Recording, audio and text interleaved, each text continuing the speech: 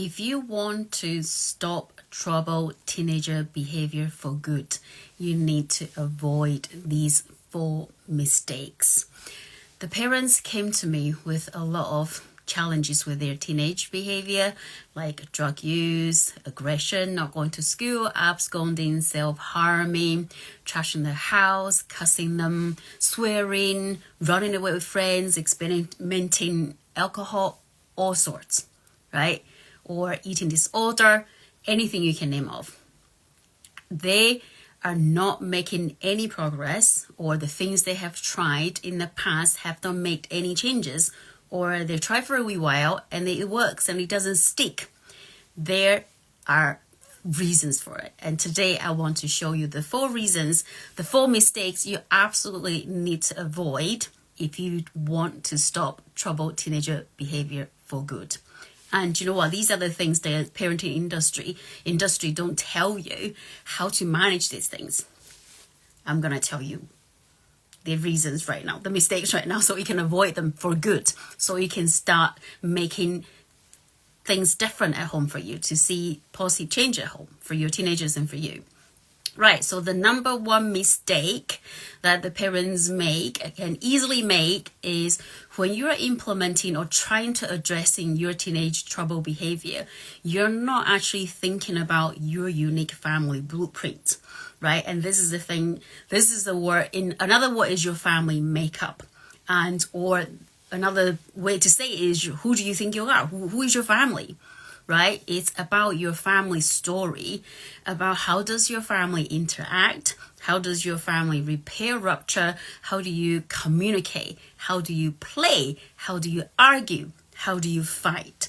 And as a parent yourself has a life before you actually had children, before you get, or parent children together with another person.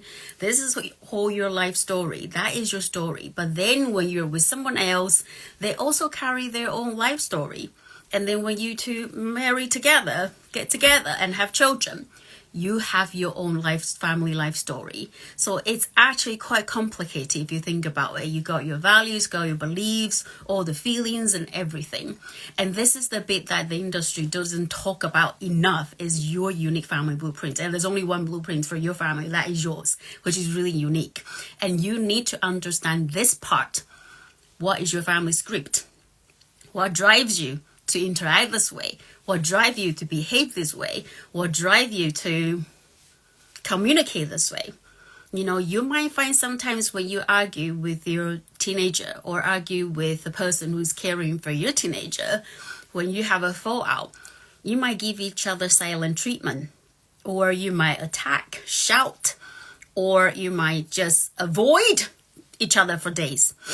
And there's a script here. There's a pattern of behavior that's driving you, and you need to know what this part is really about to be able to find strategies, to find interventions that is going to work for your family to address the teenager trouble behavior. So this is the number 1 mistake you definitely need to avoid. Do not implement any strategies, any parenting strategies, without knowing your family unique blueprint first. And another really good example is if you are a parent experienced domestic violence, or when you were a child growing up, or your parents shouted at you very often, and now your teenager is shouting at you, or you can easily get triggered. So if someone gave you the advice to go, you know what, when your teenager's been aggressive towards you, redirect them or try to boundary them, tell them to stop, it's not going to work, because you have a script before you. Before all this, you're going to freeze. You're going to go like, because the traumatic response of the past experience, or when you're growing up, your parents were always shouting at you, right? So you need to understand this. What is your unique family blueprint? Because that plays a really big part as to how to make your parenting strategies really effective or not effective. We want them to make we want to make your strategies sustainable. So we want them to be effective. So you want to know your unique family blueprint. So that's the number 1 mistakes to avoid. Do not implement any parenting strategies, or trying to different approach without knowing what your unique family blueprint, what is your family makeup, right? So the number 2 mistakes that parents can easily make is when you are trying to addressing or reduce or stop the troubled teenage behavior, you are not actually addressing the causes. You are actually addressing the behavior itself, right? And what I mean by that is, so say if your teenage children are taking drugs, experimenting alcohol, and you're thinking, what you have in mind is, I want to stop my teenager taking drugs, which is rightly so, you want to stop them. Then you start to think, okay, I'm just gonna ground them forever, not allowing them to go out forever, or, supervise them, monitor them all the time so they don't get to take drug.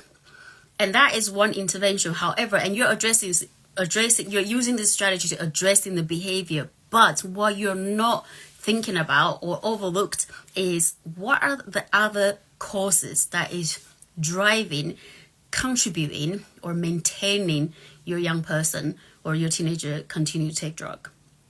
There could be 10 causes. There could be 5. Could it be the peer influence? Their friends are all experimenting.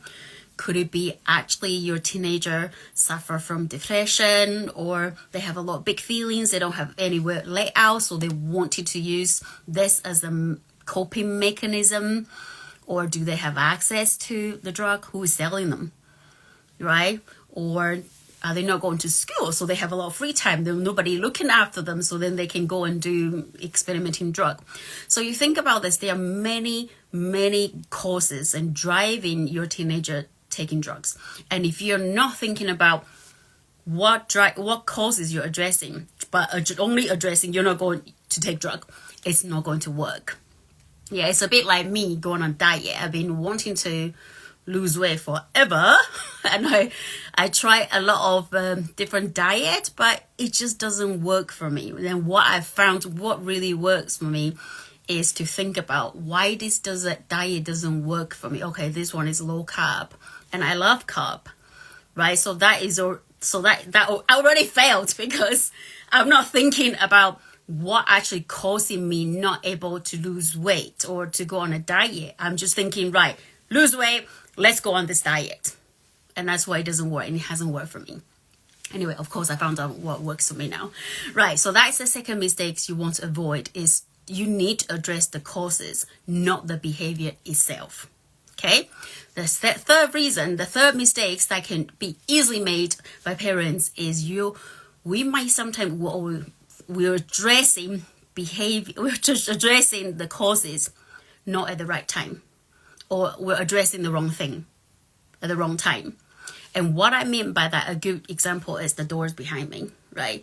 I always tell the parents, if you want to fix that door, you need to put on the hinge first, then you put on the door, right? Or like when you're doing the washing, or when a good example is when you're you want to do the laundry, you have to put the clothes into the laundry first, and then turn on the machine. You don't turn on the machine first, then put on the laundry, right? It just doesn't work. So you need to think about, when are you addressing the causes, and how do you address it? What is the right time? What's the first to address?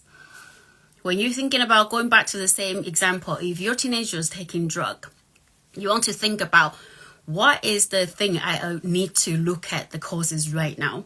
And if your teenager is struggling with mental health and using this as a coping mechanism, is the biggest cause right now, you want to look at that. What other strategy can my teen use, right, to cope? So then they can learn to stop to using drug and alcohol as a coping mechanism. So this is the third mistake we need to try to avoid, is make sure you address the right thing at the right time. The fourth mistake that can be easily made is about following through with the strategies. And I heard the parents say this all the time. I have followed through the strategy, and I tried this and tried this and tried this and tried it, and they don't work, right? Now I want you to look at this. How consistent are you in terms of following through the strategies, right? And what does it mean to follow through? See, if you're a teenager, you have a curfew at 9 o'clock, your teenager have to come home. And if your teenager doesn't come home, they will always, you probably got some consequences in place for your teenager, or you got some incentive for them to come in home, or you got some of the things in place. But how often do you actually follow through? If your teenager come back to say, oh, the bus was late, oh, my pals just wants to keep me late a bit longer, or do you know what, I forgot the time, I haven't got the watch, and every time you come back with an excuse, what do you usually do? Do you follow through, or do you just continue to, ignore? What do you do?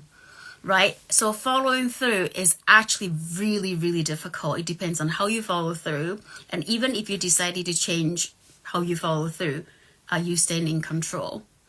And the other thing what we need to think about when you're trying to implement the strategies, how often do you come back to review them? And this is one big mistake all the parents make is I tried this, it doesn't work. Abandon it. Let's move on to the next strategy. Let's move on to the next intervention. Let's move on to the next approach. And that's why it doesn't work, right? Because you haven't come back to look at actually what works. And I guarantee you when all the parenting strategies or intervention you use in the past has worked in some way, one way or another, right? So you want to make sure your parenting strategy, you want to make sure you come back to evaluate your parenting strategies and think about what works, what doesn't, which part I need to tweak to make it work. And this is the fourth mistake that parents make really easily is like, we're struggling to be consistent, my teen are not compliant, let's just forget about it, move on, it doesn't work, or we haven't come back to review and evaluate actually what works and how can we amplify that, leverage that, strengthen that, and use it more often. Right, so these are the 4 mistakes that parents can easily make and you want to avoid them. Make sure you know your unique family blueprint. Make sure you are addressing the causes, not the behavior itself. And then when you address the causes, you will change the behavior. You want to make sure you're addressing the right cause at the right time. What is your priority? Number 4, you want to make sure once you know what your parenting strategies are, you want to implement them consistently and you want to come back to review them regularly, right? And this is a very powerful method that I teach parents in my high proximity in my 90 days program. And for the very first time, I'm going to let this out and teach parents about this Heal Family First method for a very small investment. And what you will learn is about your unique family blueprint. What you will also learn is how do you look at the causes? How do you explore what the causes are in order for you to address and develop interventions and strategies that can help your teenagers? Okay, so if you like more information, DM me after you watch this live and see you soon. Bye.